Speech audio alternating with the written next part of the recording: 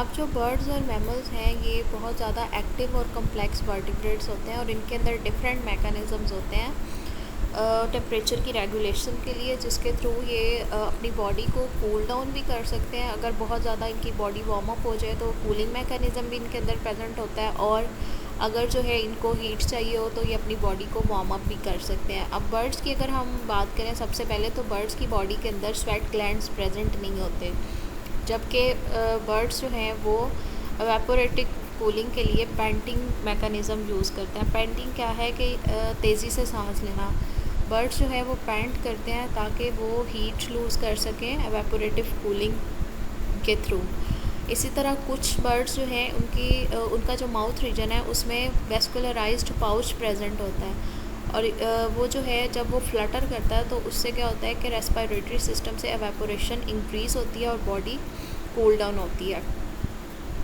इसी तरह feathers birds के अंदर एक्ट करते हैं एज एन इंसुलेटर। अगर आप इंसुलेटर के तौर पे क्या एक्ट करते हैं, तो ये क्या करेंगे कि ये बॉडी से जो है वो एयर की जो लेयर है उसको बॉडी के अंदर ट्रैप कर लेते हैं ताकि हीट लॉस जो है वो स्किन से रिड्यूस हो सके। इसी तरह कुछ एक्वाटिक स्पीशीज़ हैं बर्ड्स की, उनके अंदर जब हीट लूज़ होती है लेग और फीट रीजन में, तो वहाँ पे क्या होता है कि रीट मायराबाइल्स प्रेजेंट होती हैं, बिल्कुल उसी तरह जैसे फिशेस के अंदर प्रेजेंट थी। अब ये जो ब्लड वेसल्स का नेटवर्क होता है ये हेल्प करता है कि जो हीट है वो ज़्यादा लूज़ ना हो बॉडी से, और बॉडी का जो इंटरनल टेम्परेचर है वो मेंटेन रह सके। और यहाँ पे क्या होता है कि counter current exchange mechanism present होता है जो कि लेग रीजन में हीट लॉस को रिड्यूस करता है। नेक्स्ट अगर मैमल्स में देखें तो वो मैमल्स जो कि हॉट रीजन्स में रहते हैं उनके अंदर क्या होता है कि डिफरेंट मैकेनिज़म्स प्रेजेंट होते हैं। फॉर एग्जांपल अगर हम जैक रैबिट्स की बात करें तो इनके अंदर लार्ज ईयर्स प्रेजेंट होते हैं जो कि बॉडी से एक्सेस हीट को रिमूव करते हैं। इसी तरह ह्यूमंस के अंदर क्या होता है कि ह्यूमंस के अंदर स्किन के बिल्कुल नीचे जो है वो फैट की एक लेयर प्रेजेंट होती है जो कि इंसुलेटर के तौर पे एक्ट करती है और हीट लॉस को जो है वो प्रिवेंट करती है बॉडी से। नेक्स्ट अगर हम एग्जांपल लें मैरीन एनिमल्स की, for example seals and whales, इनकी बॉडी के अंदर क्या होता है कि थिक लेयर प्रेजेंट होती है इंसुलेटिंग फैट की, जिसको हम ब्लबर कहते हैं, और ये जो थिक लेयर है ब्लबर है ये एक्ट करती है एज इंसुलेटर ऑफ हीट और बॉडी टेम्परेचर को 36 to 38 डिग्री सेल्सियस पे मेंटेन रखने में इन एनिमल्स की हेल्प करती है। अब कुछ वेल्स और सील्स के फ्लिपर्स और टेल रीजन में इंसुलेटिंग ब्लबर प्रेजेंट नहीं होती, तो उसकी जगह पे वहाँ पे क्या होता है उनके पास counter current heat exchangers present होते हैं जो कि उनको जो है वो हीट लॉस को रिड्यूस करने में हेल्प करते हैं। नेक्स्ट बहुत से जो टेरेस्ट्रियल मैमल्स हैं उनके अंदर स्वेट ग्लैंड्स भी प्रेजेंट होते हैं जो कि कूलिंग सेंसेशन प्रोवाइड करते हैं। कुछ मैमल्स अपनी बॉडी को कूल करने के लिए स्लाइवा स्प्रेड कर लेते हैं अपनी बॉडी सरफेस के ऊपर,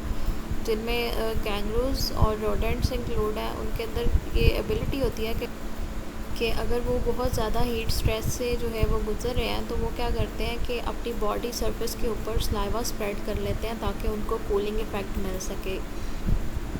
सिमिलरली कुछ बैट्स भी ऐसे हैं जो कि स्लाइवा स्प्रेडिंग और यूरिनेशन के प्रोसेस को यूज़ करते हैं to enhance evaporative cooling. Next birds और मैमल्स के अंदर जो हीट की प्रोडक्शन है वो डिफरेंट मेथड्स के थ्रू हो सकती है। थर्मोजेनेसिस जो है thermogenesis means production of heat. अब बर्ड्स के अंदर जो थर्मोजेनेसिस है वो मसल कॉन्ट्रैक्शन के थ्रू भी हो सकती है, एटीपीज पंप एंजाइम्स के थ्रू भी हो सकती है, और ऑक्सीडेशन ऑफ फैटी एसिड्स के थ्रू भी हो सकती है, और इसके अलावा डिफरेंट मेटाबॉलिक प्रोसेसेस के थ्रू भी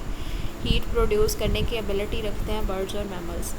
सबसे पहले हम देखते हैं कि ये शिवरिंग थर्मोजेनेसिस क्या है। अब ये जो शिवरिंग थर्मोजेनेसिस है ये क्या है कि मस्कुलर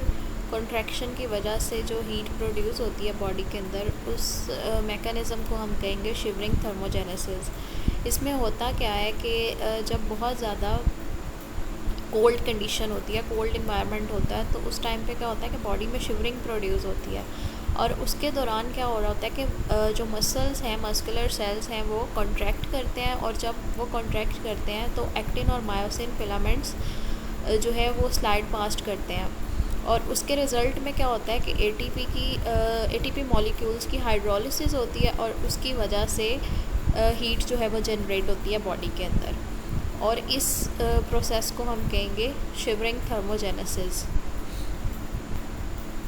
अब ये जो शिवरिंग थर्मोजेनेसिस है ये वॉलेंट्री मस्कुलर वर्क की वजह से भी हो सकता है, और इनवॉलेंट्री मस्कुलर वर्क के रिज़ल्ट में भी हो सकता है। यानी कि अगर जो है वो हम रन करते हैं या हैवी एक्सरसाइज करते हैं, अगर जो है वो इसके अलावा अगर कुछ मैमल जो हैं उनमें ये एबिलिटी होती है कि वो जंप करते हैं, या फिर जो है वो बॉडी के अंदर अगर शिवरिंग हो रही हो, कोई इनवॉलंट्री वर्क हो रहा है, जैसे कि शिवरिंग जो है वो इनवॉलंट्री एक्शन है, तो इसके रिज़ल्ट में जो हीट प्रोड्यूस होगी और उस मेथड जिस मैकेनिज़्म के थ्रू होगी उसको हम कहेंगे shivering thermogenesis. Next is non shivering thermogenesis. अब ये नॉन शिवरिंग थर्मोजेनेसिस क्या है कि जब हार्मोन्स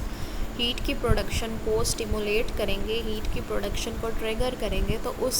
मैकेनिज़्म को हम कहेंगे नॉन शिवरिंग थर्मोजेनेसिस। बर्ड्स और मैमल्स के अंदर क्या होता है कि ये एबिलिटी होती है कि वो अपनी बॉडी के अंदर हीट प्रोड्यूस कर सकते हैं कुछ स्पेसिफिक एंजाइम्स को यूज़ करके।